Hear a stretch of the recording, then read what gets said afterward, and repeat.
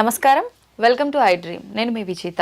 ప్రస్తుతం మనతో పాటు ఉన్నారు ప్రముఖ ఆధ్యాత్మికవేత్త డాక్టర్ అనంతలక్ష్మి అమ్మగారు. ఇప్పుడు అమ్మతో మాట్లాడి మన సందేహాలన్నింటినీ నివృత్తి చేసుకుందాం, మరిన్ని మంచి మంచి విషయాలు అడిగి తెలుసుకుందాం.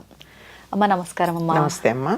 అమ్మ, ఈ మధ్య కాలంలో ఎక్కువగా వస్తున్న ఒక సందేహం ఏంటి అంటే, కొంతమంది భర్త చనిపోయిన తర్వాత ఈ మధ్య కాలంలో బొట్టు తీయట్లేదు, గాజులు వేసుకుంటున్నారు, మెట్టెలు ఉంచుకుంటున్నారు, అలా వాళ్ళకి నచ్చినట్టుగా ఉంటున్నారమ్మా.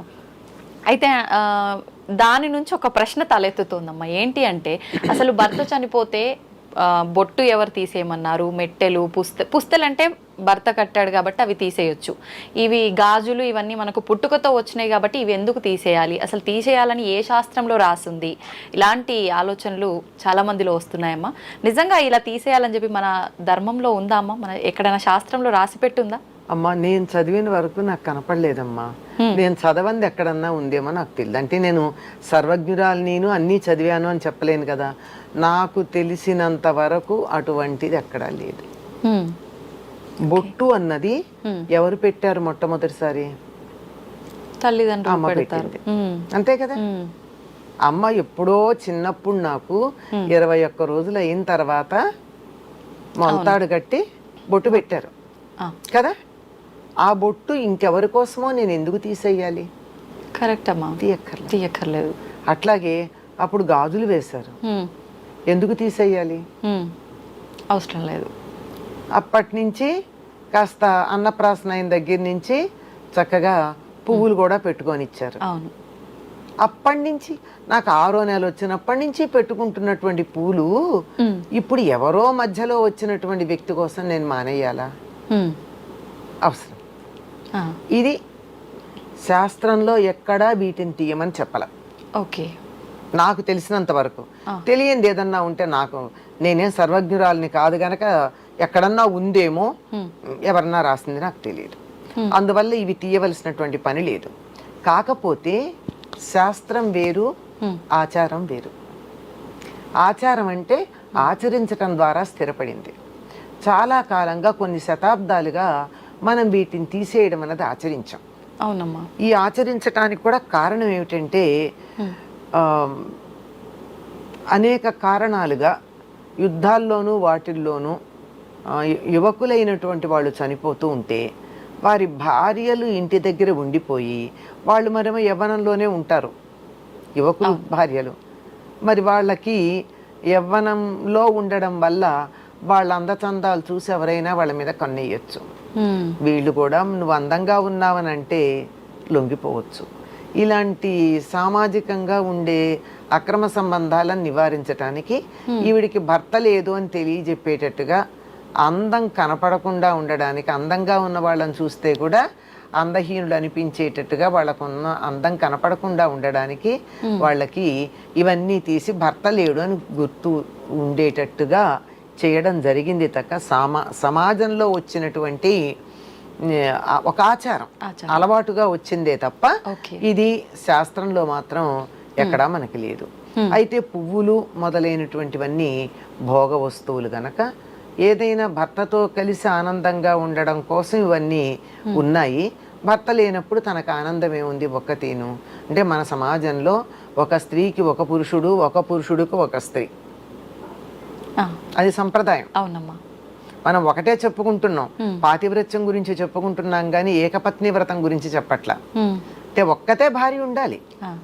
శివుడికి సతీదేవి దక్షయజ్ఞంలో శరీరం వదిలేస్తే తపస్సు చేసుకోవడానికి వెళ్ళాడు కానీ రెండో భార్యను పెళ్లి చేసుకోవాలనుకోలేదండి. ఆయన మనకు ఆదర్శం. భార్య లేదు గనక నేను కన్యాదానం చేయడానికో యజ్ఞం చేయడానికో నా పక్కన ఇంకొక ఆవిడ లేదు గనక దానికోసం పెళ్లి చేసుకుంటున్నామని కుంటి సాకులు చెప్పి పెళ్లి చేసుకున్న వాళ్ళు బోళ్ళు మంది ఉన్నారు కదా. అవునమ్మా. అట్లాంటి పని చేయలేదు, తపస్సు చేసుకోవడానికి వెళ్ళాడు. అందుకు ఆయన మనకు ఆదర్శమైనటువంటి భర్తగా చెప్పుకుంటాం. సరే, ఆ విధంగా ఒకే భార్య ఒక పురుషుడికి, ఒక స్త్రీకి ఒకే భర్త అన్నటువంటి దృష్టితో ఉన్నప్పుడు, నా జీవిత భాగస్వామిగా అన్ని రకాలు మేము కలిసి ఆనందంగా గడుపుదాం అనుకున్నప్పుడు, ఒకళ్ళు లేనప్పుడు రెండో వాళ్ళం మేము ఎందుకు ఆనందంగా ఉండాలి అని ఒక రకమైన విరక్తితో వదిలేయడమే తప్ప ఇవి మానేయాలి అని మాత్రం, ఇవి చేయకూడదని మాత్రం లేదు. అయితే ఈ మధ్య ఒక రకమైనటువంటి వాదన వినపడుతోంది. కొంచెం సమంజసమేమో అనిపిస్తోంది. భర్తతో వచ్చినవి ఏమిటయ్యా అంటే మంగళసూత్రాలు, మట్టెలు, నల్లపూసలు అవునమ్మా. అతడితో వచ్చాయి గనక, అతడు కట్టడం వల్ల వచ్చాయి గనక అతడితో పాటు వాటిని కూడా నేను పక్కన పెడుతున్నాను, వాటిని మాత్రం పక్కన పెడతాను. మా అమ్మ నాన్న నాకు ఇచ్చినటువంటి బొట్టు కానీ గాజులు కానీ నేను వదిలేయాల్సినటువంటి అవసరం లేదు అని వాటిని ధరిస్తూ ఉన్నారు. దీంట్లో లాజికల్గానే అనిపించింది వాదన.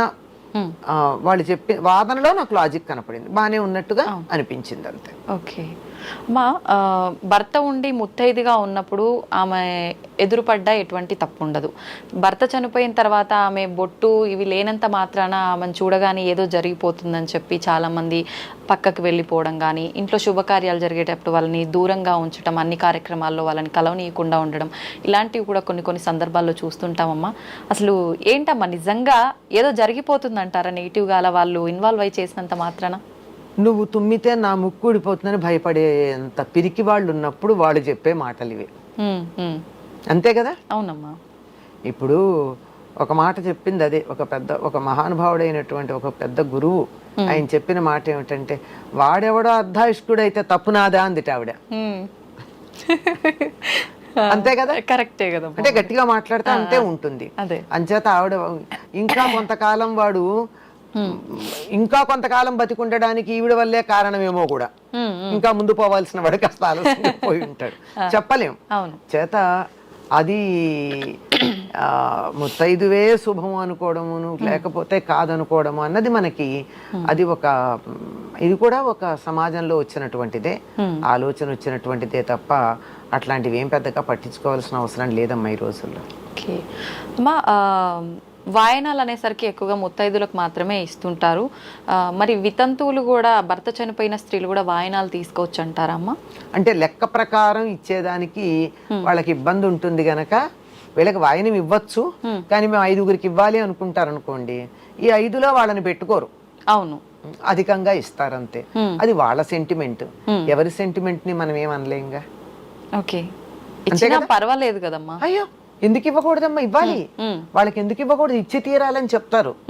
కొన్ని రకాలైనటువంటి సంప్రదాయాల్లో ముందు వాళ్ళనే పూజించమని చెప్తారు తెలుసా? ఎక్కడమ్మా, ఎటువంటి? కొన్ని రకాలైనటువంటి సంప్రదాయాల్లో ముందుగా భర్త లేని స్త్రీలను ఆదరించండి, వాళ్ళకి స్వార్థం ఉండదు,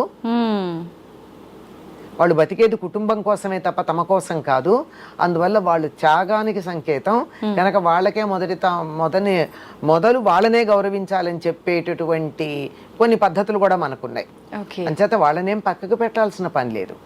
కాకపోతే వీళ్ళకే ఉంటుంది, అయ్యో నేను కూడా భర్త ఉంటే ఇద్దరం కలిసి వెళ్ళేవాళ్ళం కదా అని వీళ్ళ మనస్సులో కొద్దిగా ఎక్కడన్నా ఆ ఫీలింగ్ ఉంటే ఆ నెగిటివిటీ వాళ్ళకి తగలొచ్చు, అందుకని కొంచెం దూరంగా పెడతారంతే, అంతే తప్ప శాస్త్ర ప్రకారం ఏం దోషం లేదు. కానీ చాలా తక్కువ మందే ఉంటారమ్మా అలా అనుకునే వాళ్ళు కూడా. ఉన్న అటువంటి ప్లేస్ లో ఉన్నప్పుడు ఎవరు అలా అనరు కూడా, వాళ్ళు కూడా అనరు, కానీ మనస్సులో చివుక్కుమంటుంది అనిపిస్తుంది. ఆ ఒక్కటి చాలదా నెగిటివిటీకి? నా భర్త కూడా ఉండుంటే మేము ఇద్దరం జంటగా వచ్చేవాళ్ళం కదా, నేను ఒక్క తిని రావాల్సి వచ్చింది. మగవాడికి కూడా అంతేనమ్మా, ఆయన కూడా దేనికి పనికిరాడు భార్య లేకపోతే.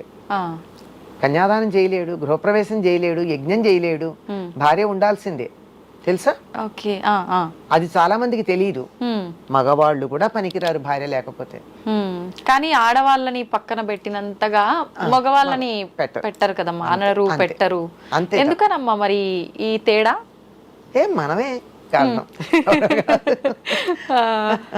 మగవాళ్ళు అంతగా పట్టించుకుంటారని నేను అనుకోను, ఈ పట్టింపులు ఎక్కువ ఆడవాళ్ళకి. అవును, ఆడవాళ్ళకి ఎక్కువ, ఆడవాళ్ళే బలైపోతుంటారు అన్ని రకాలుగా.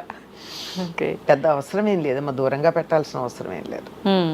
ఇంకా కొంతమంది అయితే వాళ్ళకున్నటువంటి ఇతర కారణాల వల్ల భర్త ఉన్నా లేకపోయినా వాళ్ళకే మొదటి తాంబూలం ఇయ్యడం, వాళ్ళ చేతే బొట్టు పెట్టించుకోవడం లాంటివి మనం చూస్తున్నాం.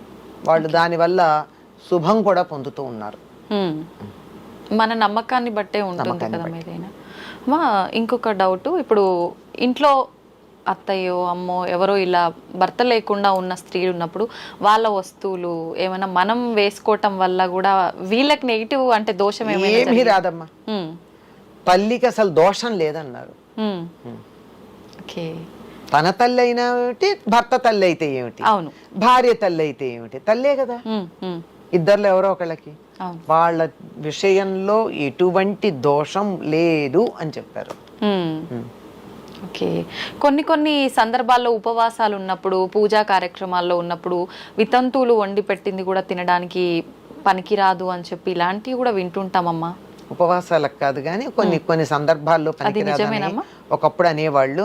అది కూడా ఎటువంటి వితంతువులు, జుట్టు ఉన్న వితంతువులు పనికిరాదన్నారు. ఆ రోజుల్లో జుట్టు లేక తీసేసేవాళ్ళు కదా. అవునవును. అప్పుడు సంప్రదాయం పనికొస్తుంది కానీ జుట్టు ఉన్న వాళ్ళు పనికిరారు అంటే సంప్రదాయాన్ని వ్యతిరేకించారు అన్న దృష్టితో.